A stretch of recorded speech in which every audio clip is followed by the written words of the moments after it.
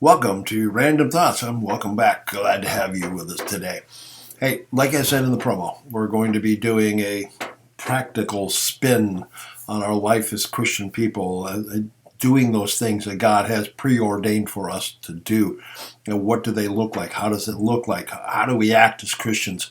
All these other wonderful how-to questions, and all these practical questions. And we're going to get into that basically right after this.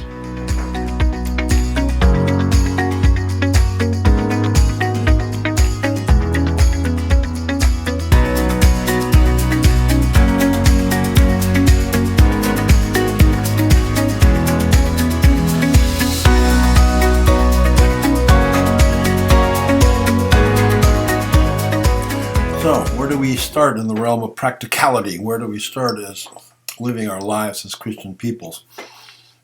There's just so much to talk about, so much opportunity to discuss. I'm going to pick a few here and there as we move forward.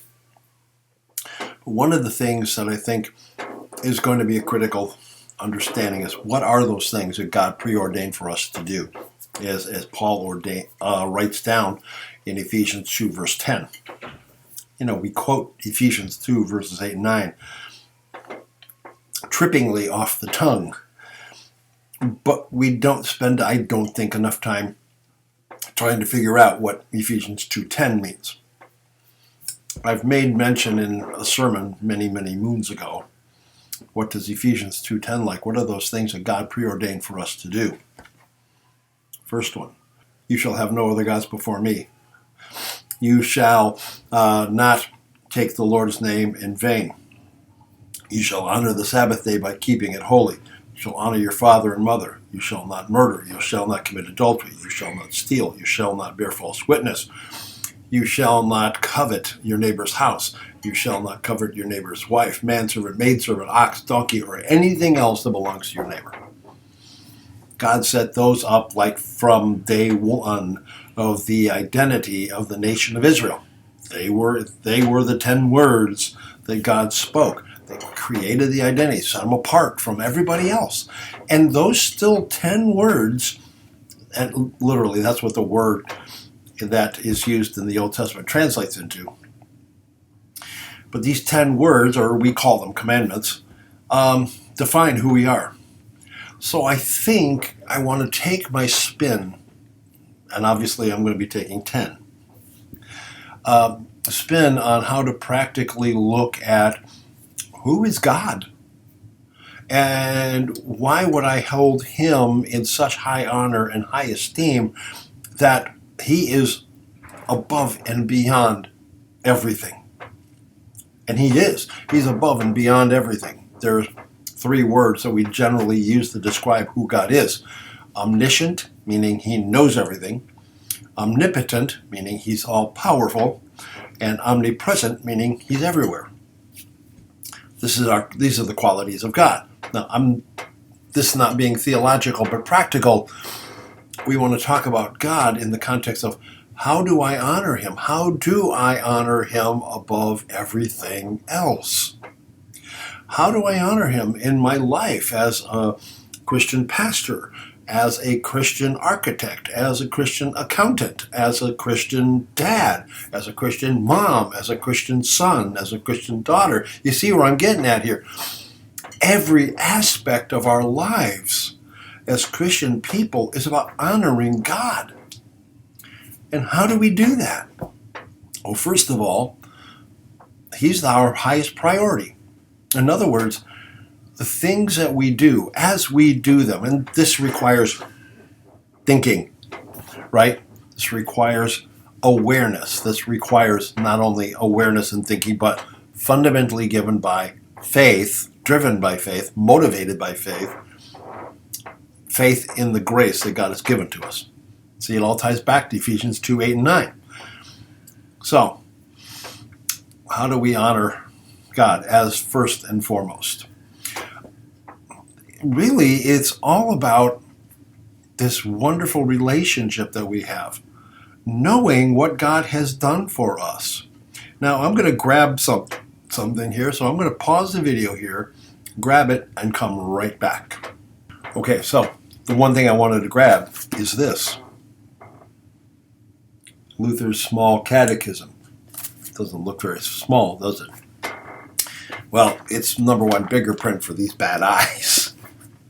But number two, there's a lot of explanation and a lot of opportunities of Q&As that we can go over. And I'm going to give you a plug.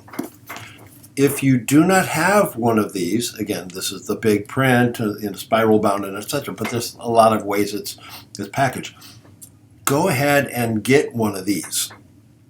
My recommendation is go to cph.org, look up Luther's Catechisms, run through the list of which ones you would like to get, order it. Or if that's is not available to you, let me know by message you would like a catechism, and we'll make sure we can get you one. How about that? So what does Luther say in the realm of the first commandment? The first commandment is, you shall have no other gods before me. Luther explains it this way. What does this mean? We should fear, love, and trust in God above all things. Fear, love, and trust in God above all things. Put God ahead of house, home, family. Family's a big one. House, home, family, work, status, possessions, you name it, fill in the blank, leisure time, time spent in doing things. What do I do living out my life?